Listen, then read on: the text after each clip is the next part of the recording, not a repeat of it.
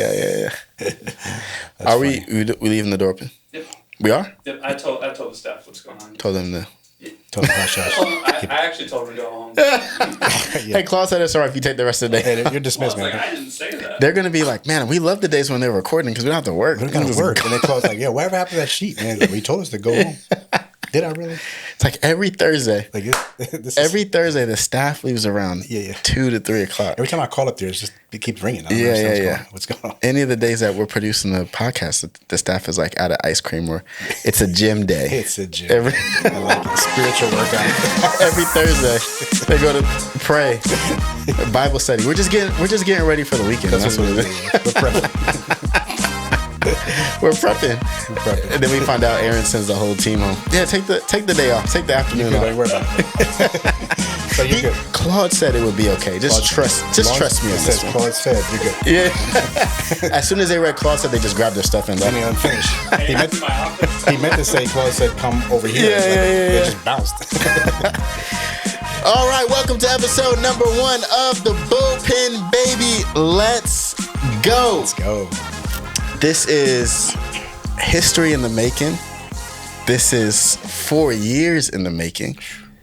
No, this feels really good though. Yeah, to be able to get this off the ground. And I'm gonna intro him in just a second. But the bullpen for everybody listening, tuning in, the name of this podcast is called The Bullpen. And if you're familiar with baseball at all, the bullpen is a place where the pitcher warms up before they enter the game. And so one way to say it is it's the place of preparation. And so on this podcast, my heart really is to whoever's listening out there, whether it's a school teacher, whether it's a church staff member, whether it's a lawyer or a doctor or fill in the blank, whoever it is, whatever they do, I think that everybody's a leader.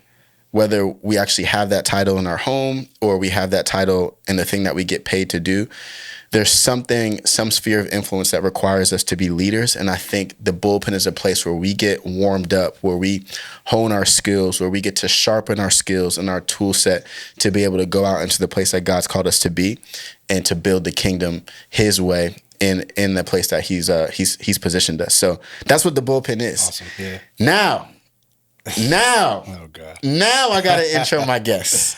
Now that y'all know what this is, I got to intro. Now, the first guest is important. You know what I'm saying? Because it could be anybody. But let me, and I'm going to get it wrong, but you clean it up after I'm done. Yeah, no worries. Look. But this person, I'm going to say his name after. I know this person because I got to North Carolina in 2018. And when I got to the Morrisville location, Elevation Church, Morrisville, that's how we know each other. I was the eKids director, and he was one of the volunteers there. And every single Sunday, I would stay late. And basically, the volunteers were supposed to tear down a certain way. And then after they tore down and left, because I was too scared to tell them they didn't do it right, I let them go home. And then I would spend the rest of the day fixing everything. But this person was there with me side by side. And ever since 2018, 6 years later, another campus, he's still with me. He and his family are still with me, still with us, building the church. This person has 25 years of military experience, and not just military experience, but military experience, like been in the trenches, like have served our country. Thank you for your service, by the way. Have served our country in really spectacular ways, but then also you've seen things that a lot of people couldn't even fathom to see. And so you carry all of that experience, you carry all of that knowledge and expertise, but we know each other through church. And so I've seen you use everything you've learned in the field and apply it to caring for people and loving people. And a lot of people wouldn't think that those two things go together. Like, how could you have 25 years in the military but be so caring and loving on people? And that would be the way that I would describe you, and so many other people would. And so our first guest is none other than Mr. Brian Roldan. Oh, God. Give it up for him. Give it up for him. You were saying all this stuff. I wait for somebody else coming in. I didn't know. I was going to keep going. Yeah, no. I was going to say, gonna say more about you. I don't want everybody to tune out. Like that, you know what I mean? Oh, that guy? Yeah, we can leave. Like, Next all right, we're done. episode. Yeah, Yeah, where are they gonna get somebody better? Exactly. That's who they chose for the first Is this episode. the first one? Like, that's how they're going to start? Oh, I don't like us going. But no, I wanted you because, you know, you serve in a volunteer capacity at our church, but you don't get paid for it. But you serve like you get paid for it. And I think that's the thing that sticks out about you. There's some things that, and we'll talk about all this, but there's some things that you've done on behalf of our church. And I'm like, in my mind, I'm like, why is he doing this? You know what I'm saying? Like, or why is he doing this for free? You know, like you could be getting paid to do this. Yeah. You could be contracting yourself out, but I think it's your heart, man. So I want everybody to be able to experience some of the conversations that we have on the regular, whether at lunch or just talking after church, or church ends and then we're outside for another hour, you know, catching up and talking about stuff for the last 6 years. So thank you for joining us, man. No, look, I'm honored. I'm humbled to be here. You know what I mean? When you ask, I heard so many stories about you, you know, kind of battling with it, wanting to do this from the rip. You know, we've talked a while about that, and to see it come to fruition, I was excited for you. But then when you asked me to be your first guest, I'm like, you know, are you sure? Yeah. But it's been it's been awesome, and just to even be, like I said, thought about in that capacity. But yeah, because I don't think about it in that right. You know what I'm saying? I just do what I do. Yeah. You know, so for somebody to break it down like that, sometimes it's like, it almost force humbles you, right? Well, and I think you're really humble. Like nobody would be able to look at you and say, man, that guy served our country for 25 years at a really high level. Like you don't wear that on your sleeve, you know, but when you start talking or when you jump in, it becomes very evident, you know? And so that's why I wanted you as a guest. I wanted today's conversation, I want to hear what you learned. You served in the U.S. military for 25 years. Yeah. You've had to learn something, you know? Yeah, they'd be bad if I didn't. Right. I'd be like, bro. But I know you have because we talk about it all the time. Yeah. So that's what I want this to be. And I hope that the listener, wherever you're listening from or whoever you are, you're able to, we have a code value here at Elevation Church. We eat the fish and leave the bones. Take what you can from this conversation, and whatever doesn't apply to you, but there is going to be something that you can help apply to your life, reproduce wherever God's called you to be. So I just want to start there. I want to hear who you are, how'd you get into the military, why. Make sure you tell everyone you're from Jersey because we're both from Jersey. That's right. And then we can kind of get into more of the what you learned. All right. It's weird when I get asked that, because I've been asked that question a couple times before. I mean, you and I, we kind of pick up in different pieces of my my career a lot of times and what I've done. It all goes back to that one. No, I'm just playing. I tell you, long ago, a long time ago, back in a galaxy far, far away called New Jersey.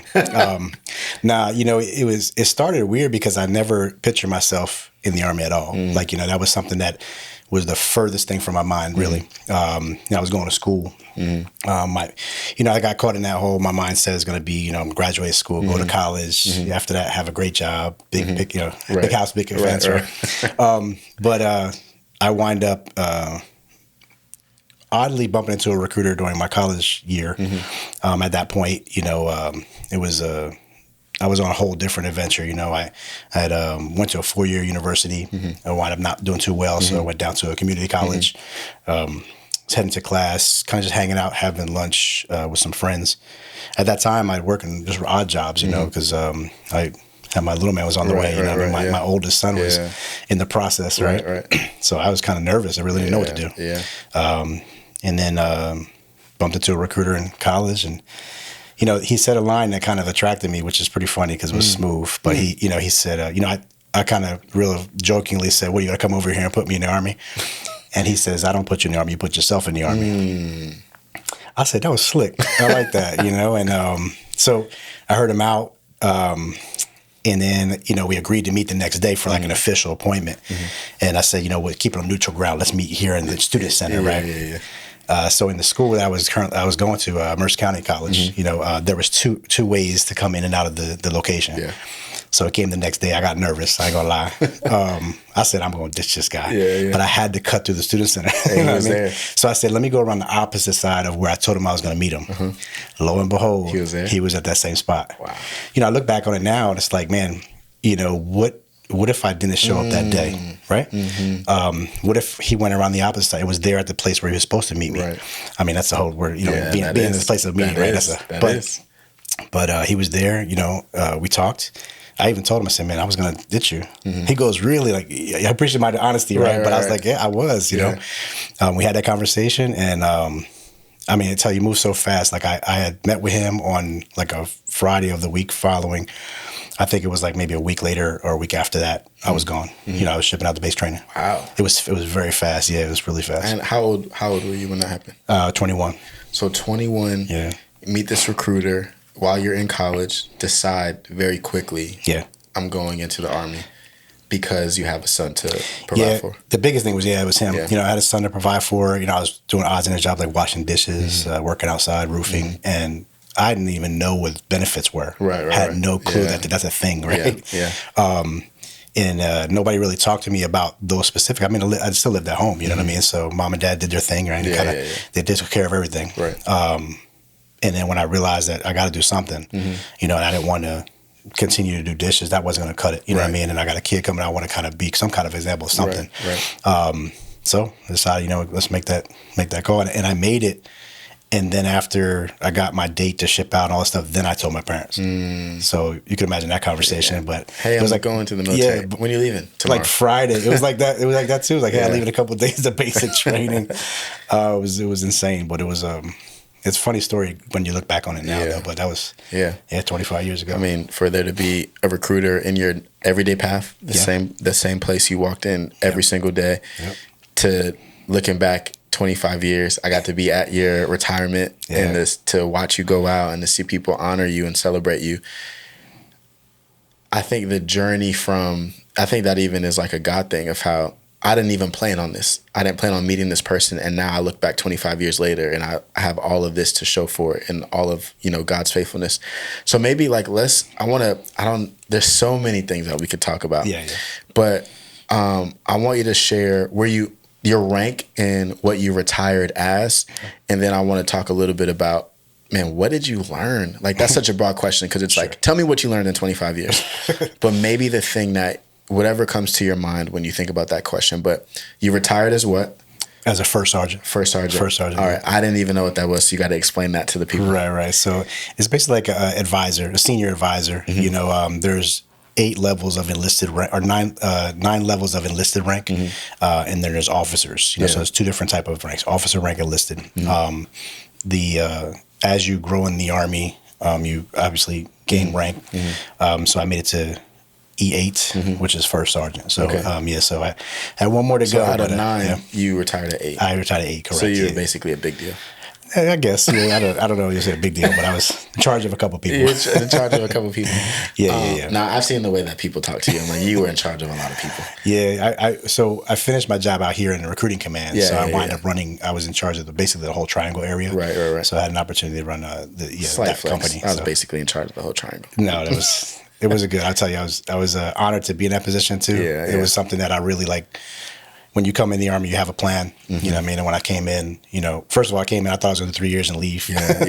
But I rose to the leadership ranks very fast, extremely fast. And that kind of ties into what I was going to say, let's talk about that. Like you rose, you started from the bottom, you retired at E8. You said, what did you learn? Like, what are some of the biggest lessons? And I want to hear both the things that you're proud of, the moments that you can think of, like, wow, that was God used me in a big way. Even if I wouldn't describe it as God using me at that moment. Sure. We'll talk about how you came to faith in Christ at some point too. But, the things that I'm proud of, I love to tell that story. But then also that, like, hey, this is a mistake I made, but I still learned from it and God still used it. So just 25 years, what'd you learn?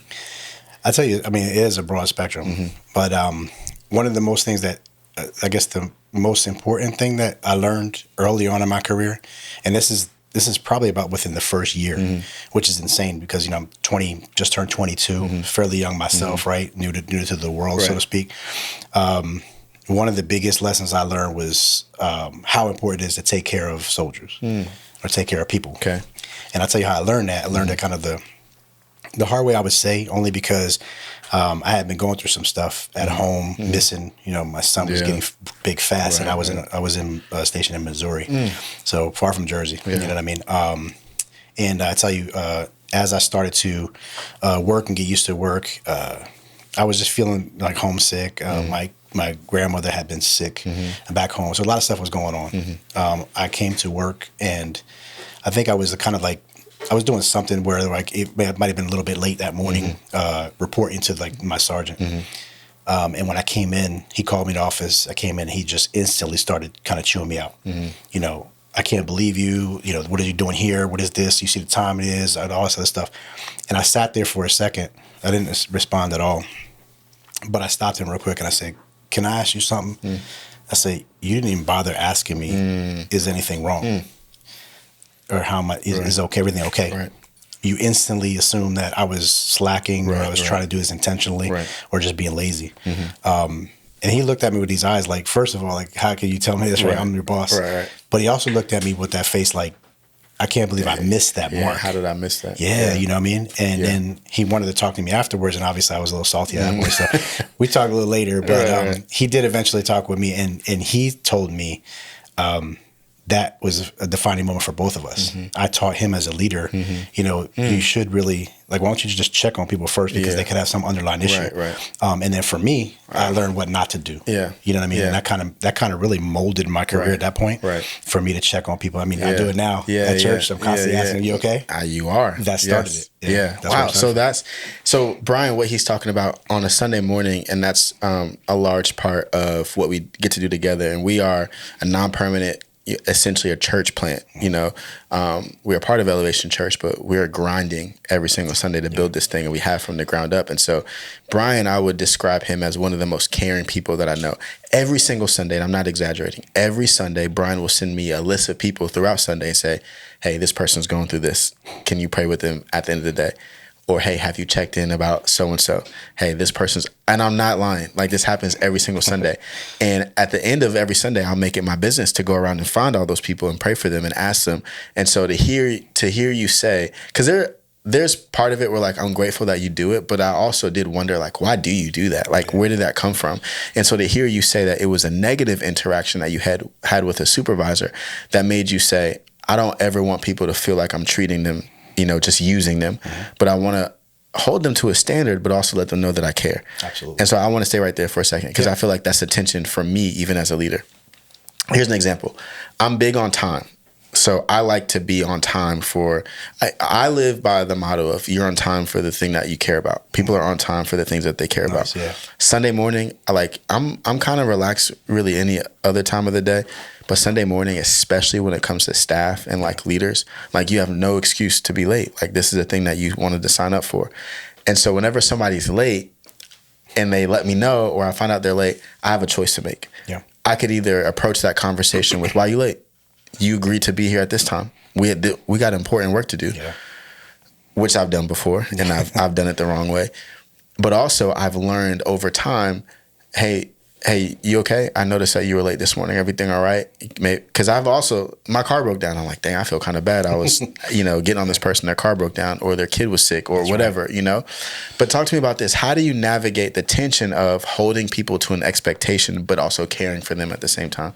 I think the biggest thing, and that's a great question, because I think the biggest thing is, in a leadership position, your job is really to, you have a different vantage point than everybody else, right? Kind of how, and in no shape or form am I compare anything to God or how God does, but you know how we talk about sometimes where we see the obstacle right in front of our face, but God sees well beyond that. You know what I mean? You have to kind of approach it that way. You have to be able to take a look, a different vantage point, look at it. Right. Like you said, I can react two different ways. Right. I can come at this person and then maybe have them shut down, never trust me again, and not accomplish anything. Right. Or I can open up and find out, is there an underlying reason? Right. And if there's an underlying issue or something, can I help? And how can I help? And then what happens is once you touch that point, I believe that people understand that you're not doing it for a job. You're not doing it for accolades or recognition. You're doing it because you truly care about them. And I think that once you show people that you really care about them, they care about you and what's important to you. Right. So therefore, if, let's say, the mission is important, they're going to put forth that much more effort because you took the time to care about them. You know what I mean? So I find that that's really kind of where it doesn't work all the time, because I've had it backfire on me even during my leadership styles, but I think that's really, like, I would say a majority of it is that spot right there. You show them that you're willing to go, like, I don't want to see the what you're showing me in front of your face or in front of the cameras. Right. I want to see what's behind the camera, what's behind the curtain. Yeah. Show me that part so we can kind of talk about, a real vulnerability. Yeah. And if I can walk you through or even be there for you, you know what I mean? It goes a long way. Yeah. It goes a really long way. Yeah. This is already such a great conversation because I'm not sure how many people would like read the description of this podcast or hear the introduction like, oh, this guy did 25 years in the military. He's been overseas. I'm sure he's going to give me a leadership gym that's like attack and like take no prisoners and like take them out. Right. But the principle that at least we started talking about now is the root of all leadership is actually care. Of course. And that's it's so countercultural. Oh, yeah. Because we live in a culture in a day and age where it's like no sleep, grind, do what you got to do. And you're like, actually, it's not about using people. It's about caring for people. And as you care for them, you actually help them rise to the occasion to do whatever God's called them to do. Absolutely. I mean, there's times for that when it's times to assert your position, right? There's times for that. Not throw around your rank or something. That's right. Yeah. It's not necessary though. To me, I had many people told me, especially higher ranks, they always say, if you had to remind somebody of your rank, then you're not really that rank. You don't have the authority. You don't have that authority you think you have. Exactly. Yeah. You know what I'm saying? I don't have to remind you I'm in charge. That's a sign of an insecure leader, too. Absolutely, 100%. If you have to constantly remind somebody, hey, I'm a leader. Absolutely. As your boss. I'm your boss. As your supervisor. That's right. Yeah. That's right. So when you approach it that way, people are already standoffish. Yeah. You know what I mean? Yeah. So it's like, I've noticed that there's times that I had to jump in, and I'm talking Army now, but, when I had to jump into a squad or, a soldier because they weren't doing right at that moment, I had to correct it at that moment. Right. Those things it could be a detriment to the mission. So I had to do it. You know what I mean? I didn't have time to find out what was your thought process behind it. Right. Or it's just times where we've had a conversation already, and now it's gotten to the point where it's either, it's a skill or will thing. Yeah. You know what I mean? Is it a skill or will? And then, not everybody's meant for every position. So sometimes, you're failing because I failed to place you in the proper position. Oh, come on. Let's talk about that. Yeah. That's the case. That's the case too. Yeah. So, oh man, I feel like I want to go so many different directions. One thing, we'll get to what you just said, but one thing that I learned even while being on staff at Elevation is to always close the loop. And on Sunday morning for us, and the way that we do ministry, and for anyone who's not familiar with the way that we serve on Sunday mornings, but the worship experience, we care about people and we serve people and we honor people and we create space for that. But we believe in a distraction-free worship experience. And so we do everything we can that as soon as somebody steps foot in the parking lot, that there's nothing that will block them or distract them from what God wants to do. We also use a Boys and Girls Club. Yeah. And so there are Sundays where things don't go right. And I don't always have time to say, hey, real quick, this is why we need to scrap this, or this is why we need to change this. You got it. You good. There's sometimes where I have to send a text and say, hey, cut this, or we're not doing this. Yeah. And closing that loop is at some point before that day closes or that day is over, I'm either talking to that person in person, I'm sending them over a voice memo, I'm calling them and saying, hey, this is why we made that call. I also think that's a form of care, because I cared enough to come back and circle back to and say, hey, this is why I made that call. But I also think lack of communication is a way that we don't care for people and don't honor people. So the fact that you said, hey, in this moment, I got to make this call, but I'm also, going to close the loop and make sure that people know why we did what we did. Absolutely. I think, you take different environments, some are extreme as far as being like deployed downrange. When I say downrange, that usually means overseas. Okay. That's the military talk. That's all military jargon. I had to kind of, they got to train you to stop talking that way when you talk to, outside of the Army. But Roger. But exactly. Every day you text me Roger. Roger, yeah, exactly. But it's definitely a different situation, and different times call for different, reactions. But a good leader, to me, a good leader really understands the difference and the spectrum. And as you grow as a leader, you're willing to learn each one, because you might come up in the ranks, even in church, you might come up under a certain way, right? You've been taught by this one particular person. But there's 10 other ways to do it. Yeah. You know what I mean? There's 10 other experiences or 10 other leaders that look at it a different way. I always found what helped me a lot was when I got them all around the table and I say, hey, what do you think? What do you think? What do you think? Right. And a lot of times I would get weird looks. Yeah. You asking me what I think? Right. Like, because I'm in charge. Why? So really it's what I say anyway. It doesn't matter. Right. But I was interested in what people thought because of how they processed whatever was going to happen. Yeah. Yeah. So if I did have time to talk to them or did have an opportunity to say, hey, I want to tackle this. what do y'all think it looks like? Yeah, that's you know, good. and I can get some good feedback. That's That kind of helped me. It helped me start to mold my leadership style too, because you know, you go from a directive leader. You know, you're going to do what I say because I say do it. Right. Because I'm in charge. Yeah. To a servient leader. Yeah. You know what I mean? I think that's what I really kind of wanted to model myself after. Yeah. But I didn't want to be not have that force behind it. So it's a fine line. Yeah. It's a fine line because you don't want to seem as you're just sitting back and letting everything slide. Right. So the authoritative will come out every now and then when necessary. Right. But until it's necessary, that's why you say, you know, you want to think I served or in the capacity I did, but it's an on and off time. You know, there's time for everything. Discernment and knowing what version of me needs to show up. Absolutely. In what moment. 100%, exactly. And to know the difference. That's the key thing, exactly. you know, not just always come in one volume. Right, yeah. That makes no sense. People start to tune you out at that point. Exactly, yeah. Exactly. Good. They're talking to you and they're really not, you know, not at you, you know, or at you and not to you. Yeah. No, that's good. All right. One more question, then we're going to get into the military. Okay. Maybe no one else is excited about that, but I want to hear more about that part. But yeah, speaking of like including the people that you lead in decision making or getting feedback, I think one of the things that I've learned as a leader is to, and it's uncomfortable because when you invite somebody into either giving you feedback or even a part of the decision making, it could bring out insecurities in you. Because I know for me, I've had like ideas in the past, and then I would say we would do it, and then I would ask the team like, all right, what'd you guys think of it? Yeah. And then they tell me honestly how they felt. And then it's like, it hits a part of you that's like, well, I thought it was great, you know? But there is a part of where, you know, in leadership, and even the Bible talks about this, but dying to yourself and humility and being able to say, if we're actually going to do the thing that best serves our campus and our people, then there is a part of me that has to be humble enough to say, I'm going to include you in this because you have a different perspective, not just because I'm the leader. And so I've seen, or even me, I've done that. There's moments where I'm like, yeah, I want your feedback. I want you to tell me. There's also things I've been very protective over. I'm like, we're doing this, and I'm not even gonna give you the chance to give me feedback on it. You know? Yeah. Okay, now let's switch gears. Let's talk about specifically and share what you feel comfortable sharing. Share what you can share. You know, if you can't share something, that's fine too. But I remember one specific lunch at Shabu.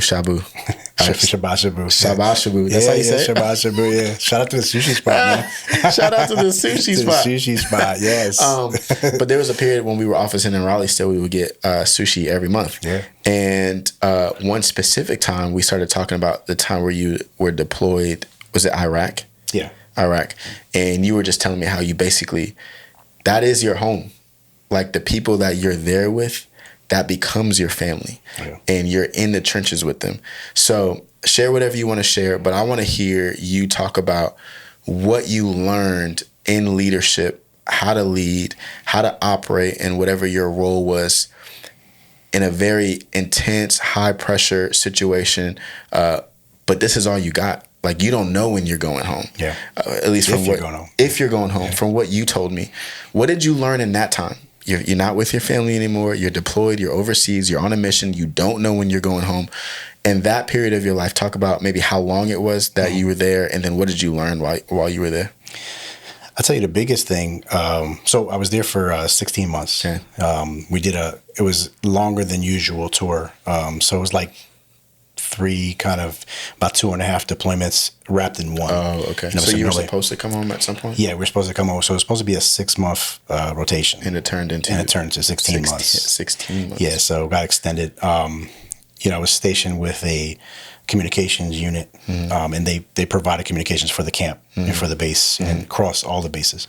And they were good at what they did. So we were attached to a bigger unit that specifically asked for the communications people that I was under. Okay. So I was a mechanic in the Army, so most of the communications equipment is on wheels. Right. So they need us to fix the equipment. So that's how you understand like the whole role of it, right? So you like support type thing, right? Yeah. You know what I mean? So, but I tell you, being in that environment is like you're not prepared for it until you arrive. That's the biggest thing. You can't prepare for it. We trained as much as you can, but it's not until you touch down. You know, it was a super long flight. We flew into Kuwait first, and then crossed the border into Iraq. Right. when you feel that first heat, you know, when you experience your first sandstorm where you can't even see in front of your face, like those are things that nothing can prepare you for until you're there. When we crossed over into the border, that night, right before we crossed over, so we hit the border to Kuwait and Iraq, and we were able to call back home real quick as we were about to cross over. Right. And I had an opportunity to call back using satellite phones, and I knew my daughter was being born. So I had an opportunity to call back, and she was actually born right when I was crossing over into the Iraq border. Yeah, so I had an opportunity to hear that she was okay, she's safe. Right. But it was big. That was big because I think that was the final part, you know, checking on her, checking on my sons.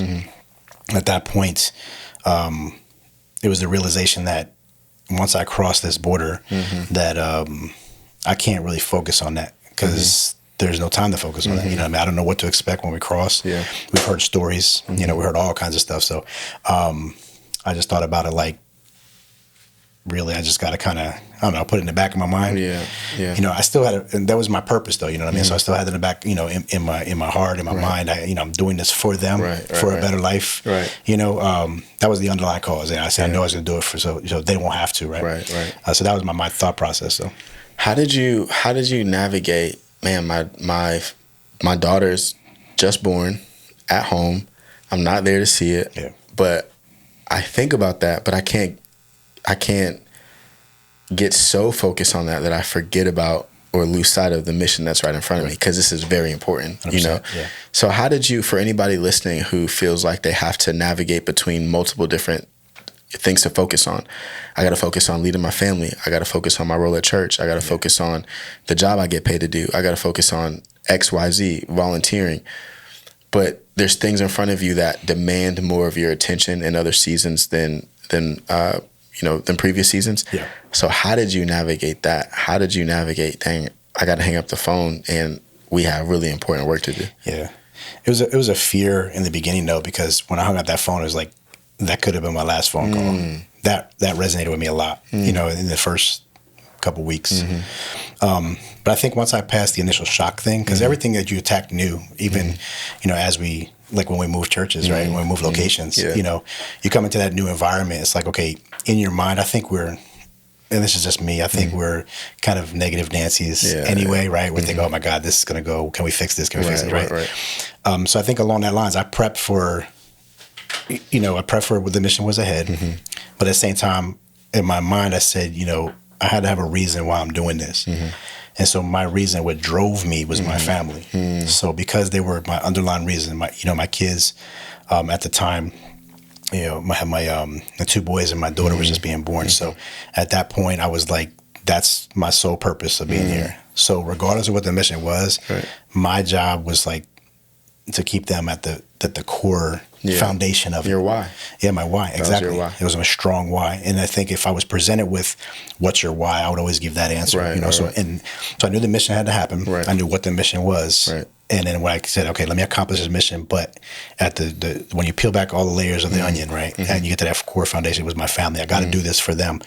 I need to make them proud. I want to get back to them. You know, I want to make sure I help all the other people that have their families in mind, you know, because I had a bunch of soldiers too. So it's like, you know, they're thinking the same exact thing. Yeah. We're all wide-eyed, you know, looking left and right, trying to figure out what's going on. You know, we're all affected by the same environment, which is nice. And I say nice because, I mean, like we all can experience the same thing together. So we all had that common value or that common experience. Yeah. So we're all kind of able to lean on each other and say, look, man, I know you're feeling it. I know you're feeling it. Right. What are you doing? What are you doing? Hey, have you had a chance to write a letter or talk to somebody? You know what I mean? What are you doing this for? Right. Support. To support, exactly. You know what I mean? Keep each other motivated, keep each other, provide the ear when it's needed, you know what I mean? Or provide the firm shake real quick when you need it. You know what I mean? You got to know, you know, is it an ear or a boot? Which one you gonna get? Right? That's good. I gotta kickstart you real quick, you know, let me get back out there, you know, and motivate you, or can I sit back and is it story time now? You know what I mean? But I think that's kind of around the where I kind of hovered. That's good, and I think as I'm listening to you speak, it's as someone who has multiple responsibilities. I'm sure that the people who are listening to this have multiple responsibilities as well. But at least from your perspective, the why behind why I'm doing this is a thing that helps me stay focused. Huge. You know, because when there's so many different things tugging at me, how much of my energy do I give to this or to that or to this? That's right. But remembering why I'm doing this helps me to prioritize and focus, because your why was, I'm doing this for my family. Now I have a family, but I'm also doing this so I can get back home to my family. Exactly. And that's the reason why I paid attention. That's right. I followed orders. I did what I was supposed to do, because if I didn't, because I was so unfocused, there's a real reality that I might not make it back home. Right, yeah. You know, and for anybody listening, I'm guessing 99% of the people don't have that same reality. No. But there is a consequence, or there is a cost when we lose focus on the thing that we're supposed to, when we forget what our why is. So I think that's really great that the core the core idea behind staying focused on what we're supposed to do is remembering why we're doing it. 100%. I mean, that focus is key, right? Mm-hmm. What about, Peter? Yeah. He reached out, right? Yeah. He took his eye off the prize, right? Take your eye off for a second, and then look what happened. He started to sink. And I think at that moment, it's that realization moment. Like you said, why am I doing this? Mm-hmm. What's the purpose behind it? Because that really, if your why is not strong enough to support that whole mission, that's not a good why. Yeah. That's not really your why. That's just maybe because, right?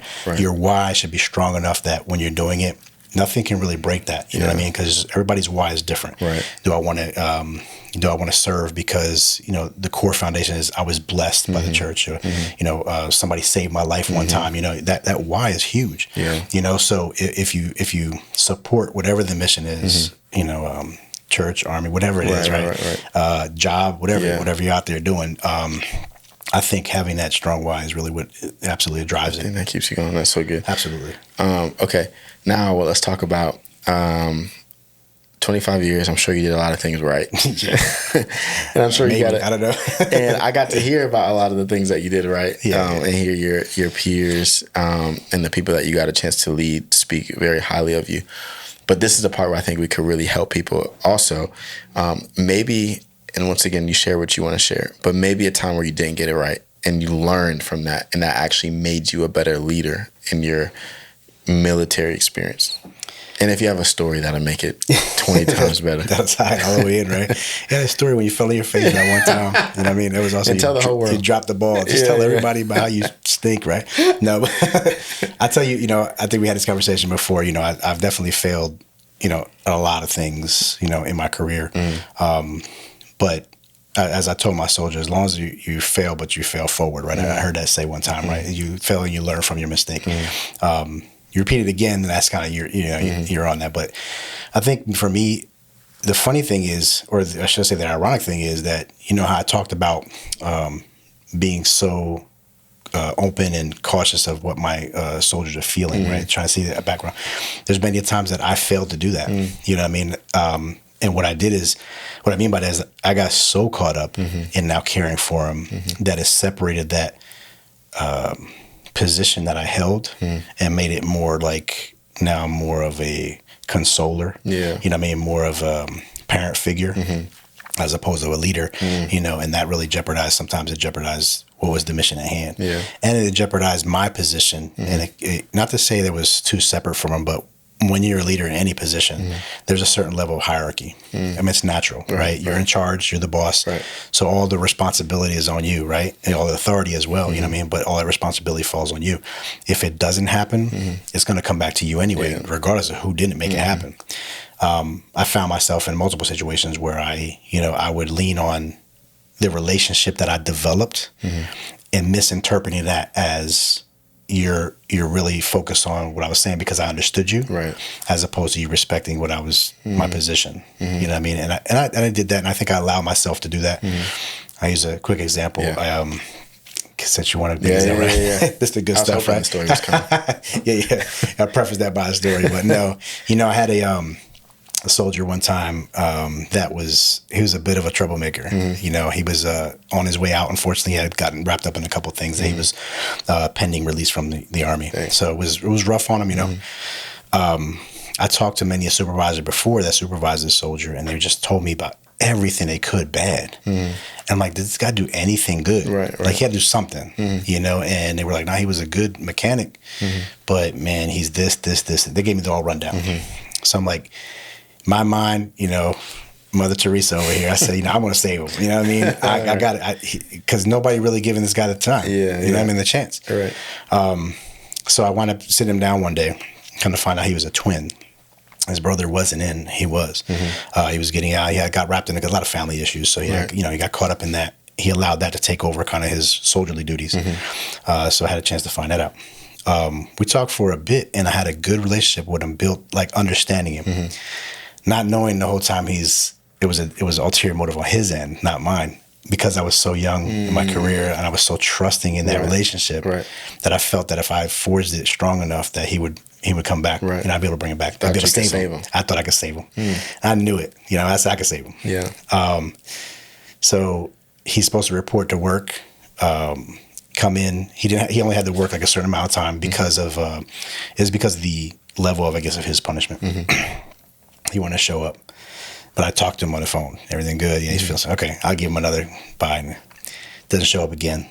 I didn't show the formation. He didn't put yourself out there. So I'm like, all right, what's going on? You know what I mean? So then it got to the point where it was like a couple of days, and now I'm being questioned by my supervisors. Like, I thought you had a hold of this guy. What's going on? Right. I wind up going to his house. I go to his house.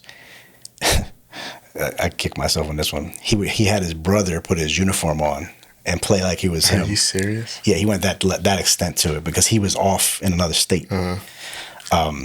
It was fun. It was funny. I laugh on it now. Yeah. It was not funny at the time, though. But it was a hard lesson. When I finally found out, because again, like I said, it was such a short time. He was going to be out anyway. Yeah. I was just trying to make his exit smoother than what it had been. Right. And he played me from the jump. Yeah. So how did you after that? How did you approach situations like that where you see somebody who's in need, who needs care, but now you got burned by somebody? Yeah. So how did you learn to Because we could get cynical after that. Because I've had that happen to me too. Like I've put myself out there. I've tried to be trusting of people. I've extended a hand, and this person either turned their back on me or left or made me look stupid.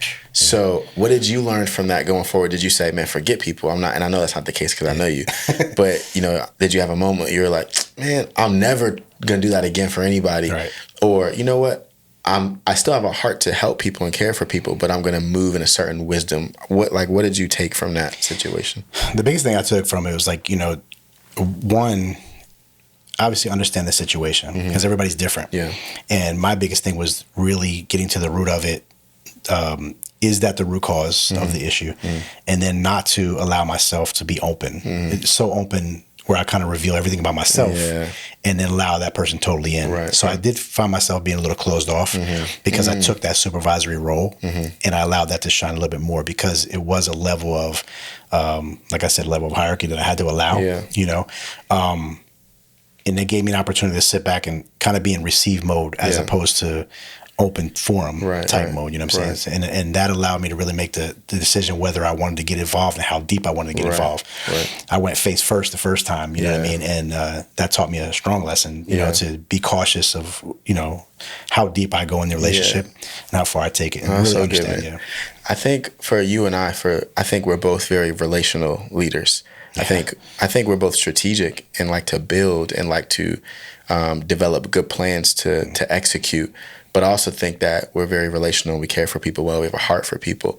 I noticed, though, that I've been the campus pastor at Elevation Durham for 4 years now.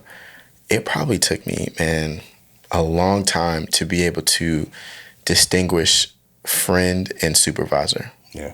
And I think that because a little bit of my story was I was an e-kids director.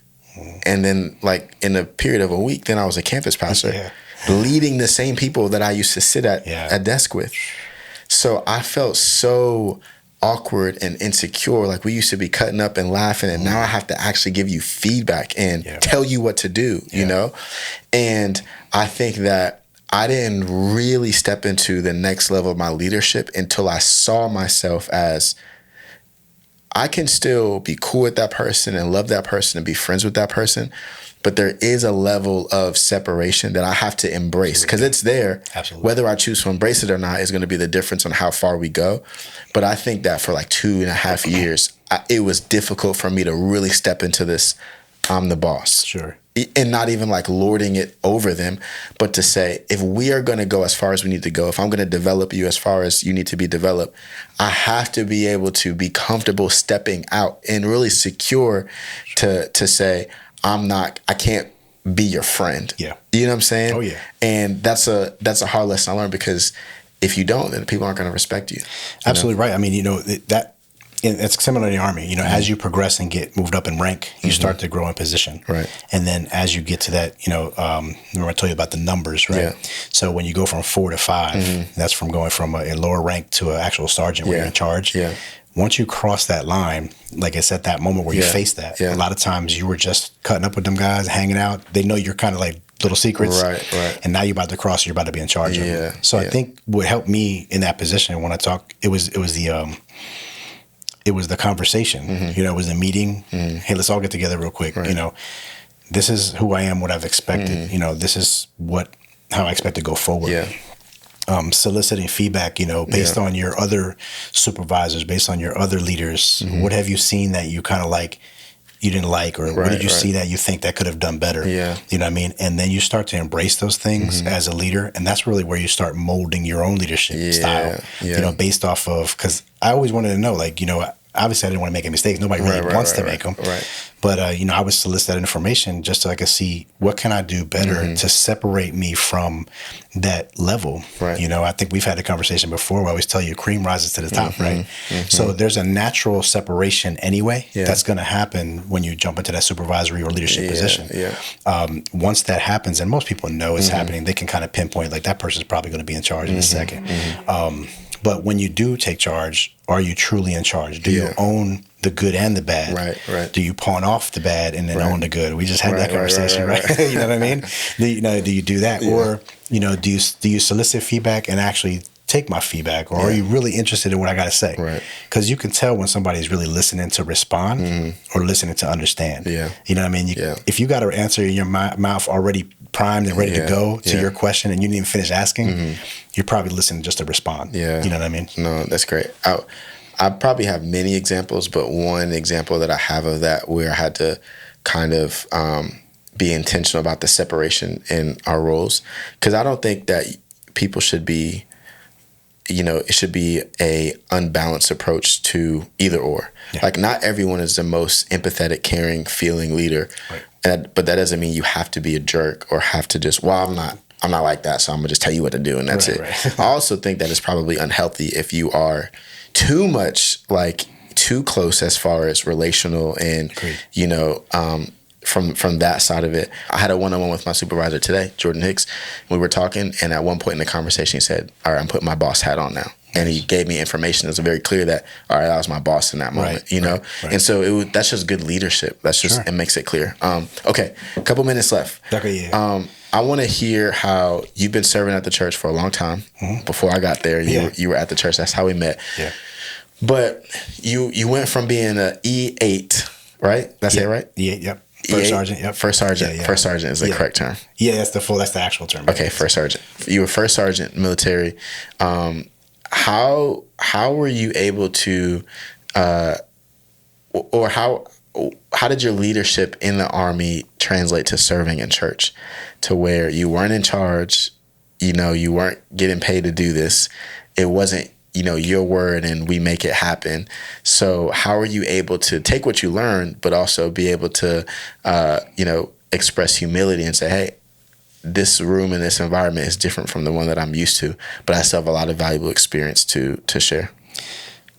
It's hard when you come from that type, that level, because I was, serving at the level where, I was an advisor to like a colonel in the Army. You know what I mean? I had an opportunity to do that many times. I had one-on-ones with some high-ranking civilians that were in charge of paying for everything that we had, stuff like that. And I've briefed people like that. So going from like that to not having that authority and responsibility behind my back, but the same level of, I guess, experience is really what drove me. So when I came to a volunteer, I think in order to be a good leader, you got to be a good follower. You know what I mean? I think that's really what kind of builds that foundation of leadership, and and it's part of it right there. Because if you don't know what it is to follow, if you don't know what it is to take orders, execute orders of other people, how can you give orders? Right. No matter what it is. Good.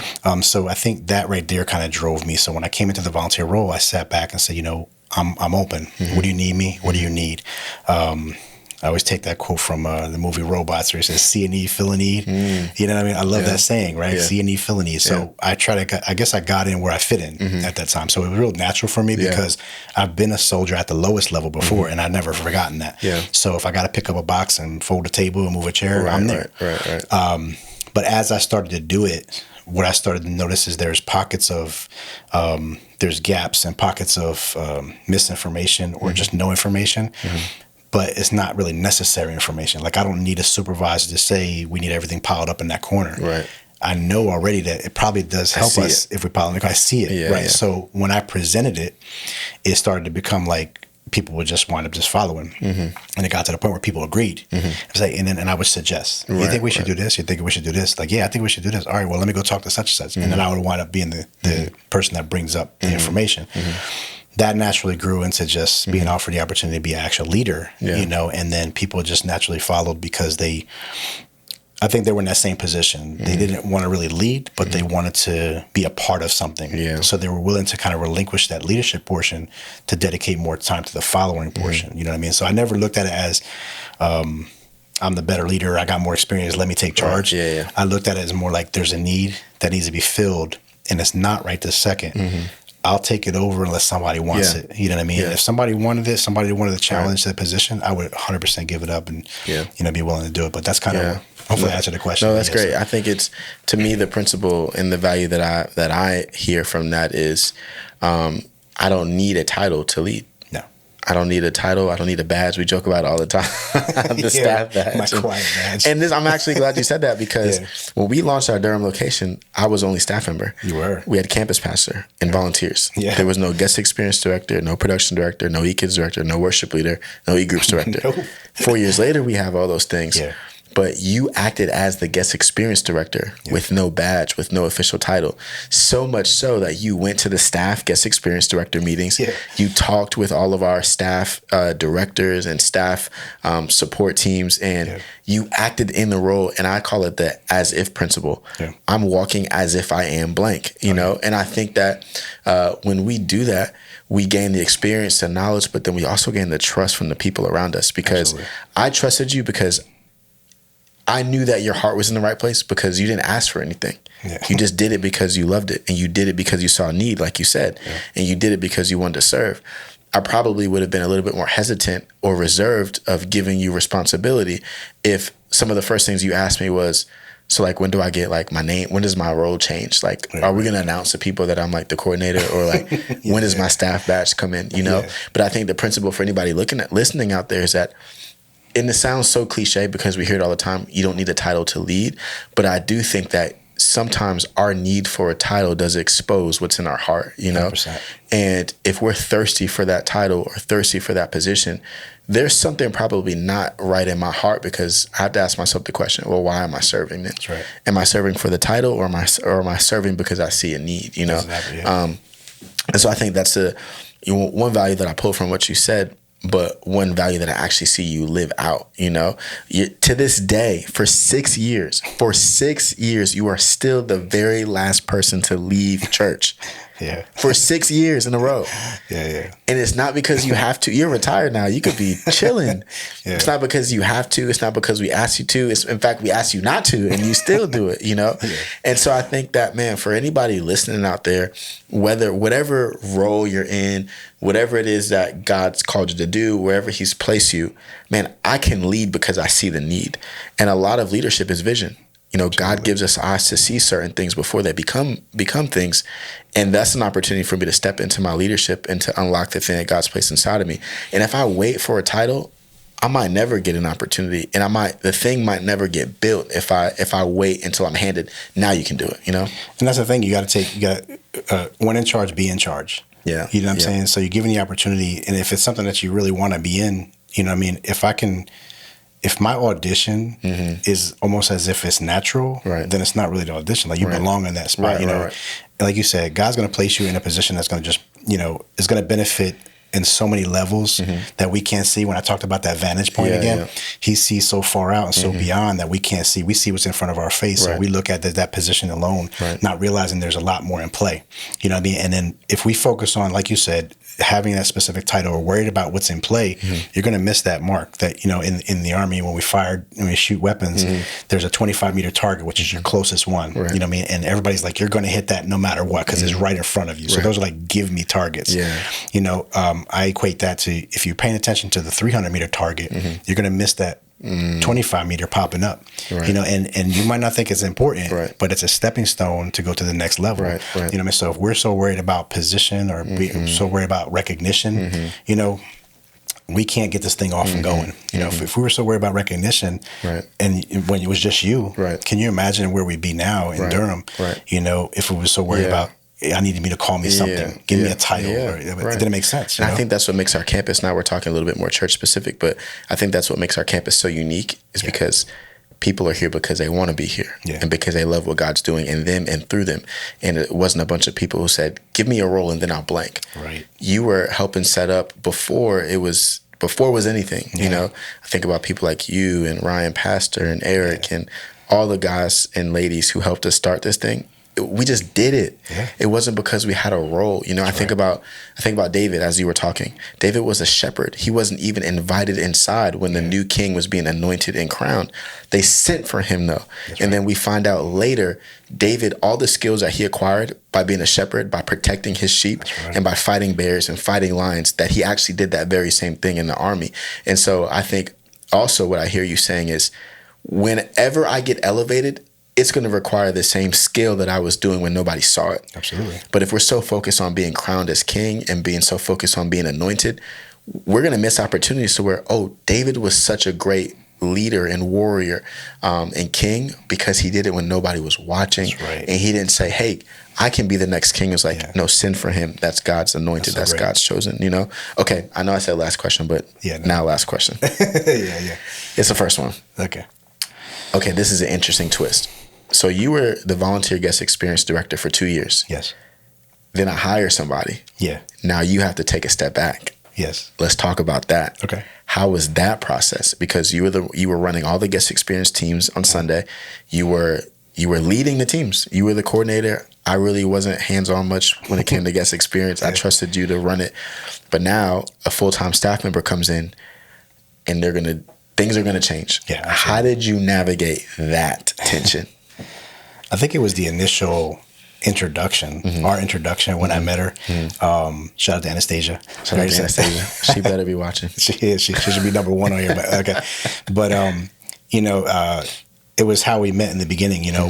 What I did is, in a natural leadership position, when you transition leaders. So as a first sergeant, you're only going to do that for a certain level of time. Typical 3-year tour, 2-year, 3-year tour. So that transition's coming up. Right, you're going to relinquish that command. They call it a change of command, a change of responsibility. I've heard you say change of command before, So I'll change that responsibility to another first sergeant, and they'll take that role. When you do that, a lot of times you're going to back brief or give everything you have to that person. Say, here's what I got.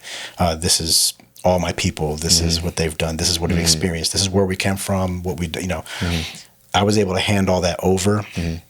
And I knew instantly, because it was received, it wasn't shunned away. So at that point, I think that's when it was an easier transition. And I knew already, like, my place was probably not going to be permanent because, you require staff. And as the church grew, I knew you were looking, and it's part of the church process. So I already knew in the forefront that something's going to change later on. And then being prepared for that change, I think, always having that in my mind, not looking at it negatively, like I'm getting kicked out of my position, but more so like I'm ready for change. Let's see how far we can take this thing, that next level. Well, that's what I was going to ask you. Was there any part of it that you felt like you were like the cast in the background a little bit, like, because there is a real reality where, like, okay, once the staff member got here, then you weren't in the meetings anymore, and you didn't get the emails anymore. So, like, there is a real part of it, like, oh, okay, this is yes, you know what I'm saying? Like, real. The access that I had once, I don't have anymore. Was there any part of you? I know you talked about, like, Anastasia receiving you well and actually listening to you and say, hey, this is how it's been the last 2 years. But was there any part of you where you did feel a little like, dang, like they don't need me anymore? Or What about my ideas? Or was there any part of it or no? And if there was, how did you resolve that? I tell you, that's a good analogy, because even me, after 25 years of service in the Army, I still feel that same way. You know what I mean? Relinquishing that command, relinquishing that position is still a part of you that you kind of relinquish, because you've helped mold something. You know, you poured your heart and soul into it, for example. You've watched it grow. It's kind of like watering a plant, right? You know, you water that plant, you watch it grow. It's beautiful now, but now you got to give it over, or you got to go plant in the forest somewhere, right? You give it up, and you just hope that you kind of did everything correctly to where you can still watch it blossom and be a part of it.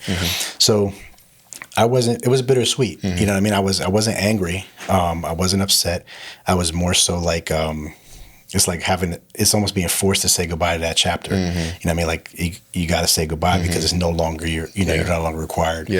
I think we've had a conversation, you know, about people being in your life for a reason, season, or lifetime.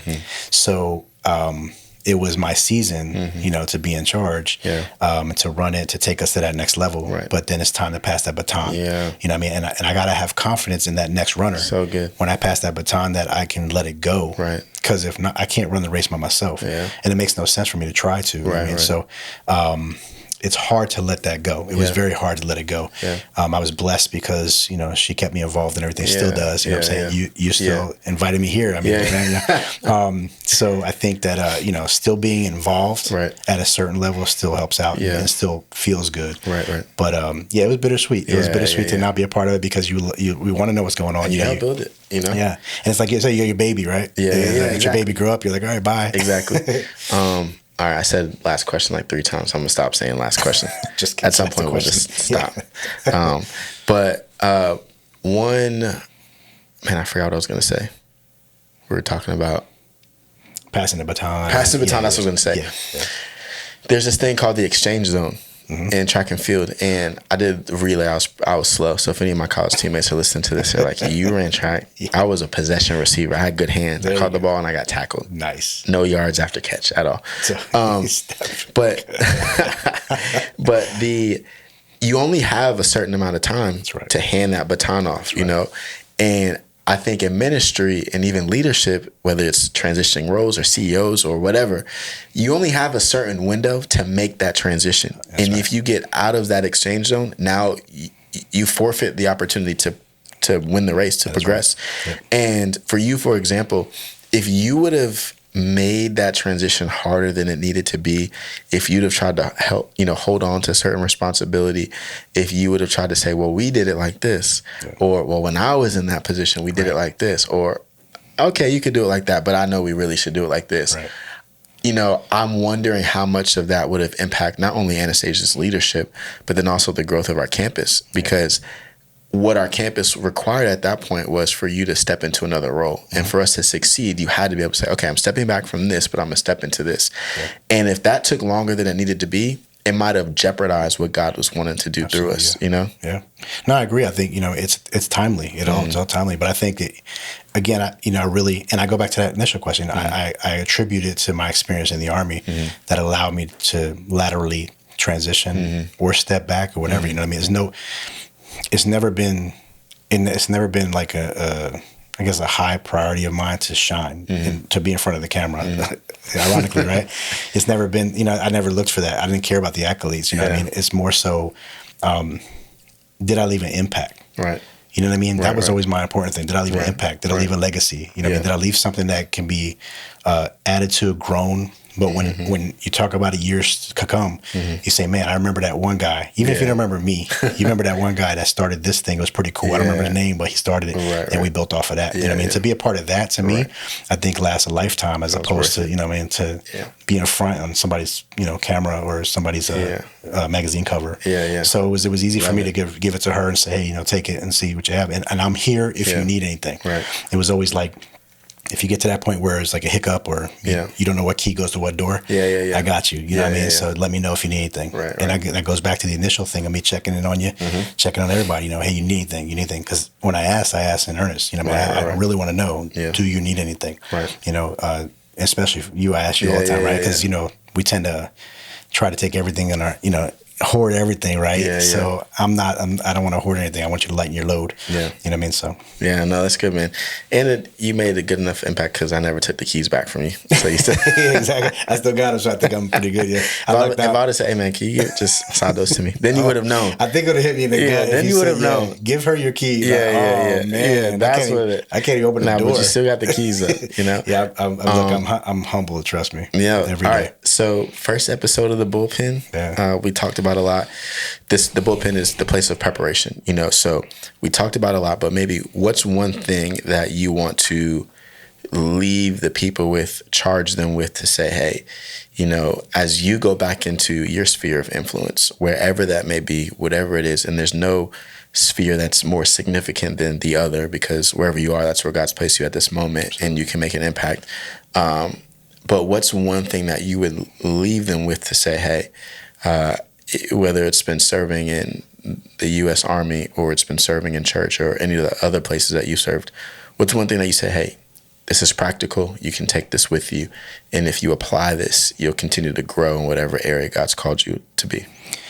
It's a good one. I think the biggest thing, if I was talking to everybody out there, I would say the biggest thing to take away with you is be open to receive any kind of information, feedback to help you grow. We find ourselves when we close off to getting that feedback, we've already hit our cap. You know, John Maxwell talks about the law of the lid. You know what I mean? You reach that level of your leadership when you say that I'm comfortable in this position right now, and I can't see myself going any further. You should never really be comfortable in one position, right? Because God's going to have so much more for you in so many levels. It might not be higher, it might be lateral, right? You know, so I think if it was one thing, I would say, allow yourself to be open to receive, and the receive could be so broad, anything, whether it's information, whether it's opportunity just to listen, to understand. Don't listen to respond, listen to understand. Take the time out. I was told that we have 2 ears and 1 mouth for a reason, right? We listen more than we got to respond. So I think be open to that. Just be open. Yeah, you know, I mean, open to change, open to progress, open to feedback. That's the huge thing, right? Yeah. That allows us to grow. I think that gives us the lid off. Take the lid off, yeah. That sounds like a Durham dream. I think should so. do that. Maybe the next one. I got you. I'll make sure I cover that. Or the next Durham dream, we could just set up a mic, 2 mics, and just talk like this. We can go like this. Yeah, I think that'd be cool too. That'd be fun. That's good, man. Well, that's episode number 1 of the Bullpen. I'm excited. I thought this was the best way to launch this thing, by talking to you and hearing your experience and what God has done through you in the military, but also in church, and the different layers of leadership and the different seasons and vulnerability and all that stuff. So hopefully that you learned something and that you're able to take it back and apply it.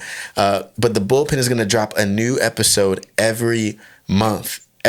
So make sure that you have this podcast, you like it, you favorite, you subscribe to it, you review us, give us some good reviews so people can find it and grow in the areas that God's called them to be.